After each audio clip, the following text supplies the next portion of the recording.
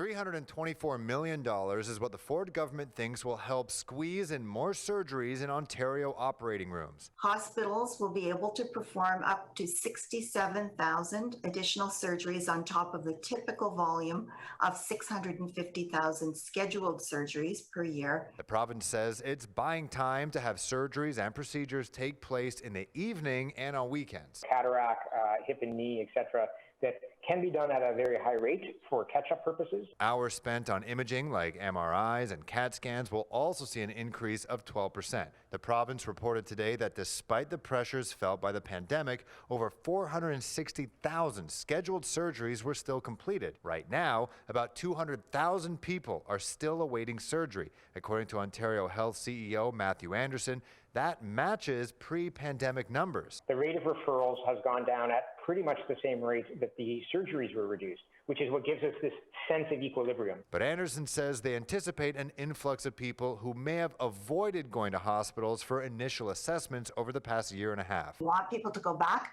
to receive those diagnostic procedures, mammograms, pap smears, other preventative tests. The opposition says the money needs to be matched with a plan. Would we be able to do surgery 24/7, to do it on the weekend?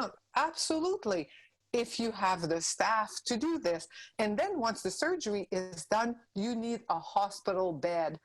Our hospital beds were full before the pandemic. They are still full after the pandemic. A recent survey from the Registered Nurses Association of Ontario is warning that the province could see a labor shortage very soon. About 10% of nurses say they are, quote, very likely to leave the profession after the pandemic. Many who feel this way are 26 to 35 years old. Take some time to have some vacation with their families, to have some downtime. You cannot expect people to continue working at this pace forever. Accounting for this, the uptick in surgeries isn't expected until the fall. We do not try to increase rate of surgeries through the summer and the early part of the fall so that people would have a chance to do that, and that came direct from Minister Elliott on that.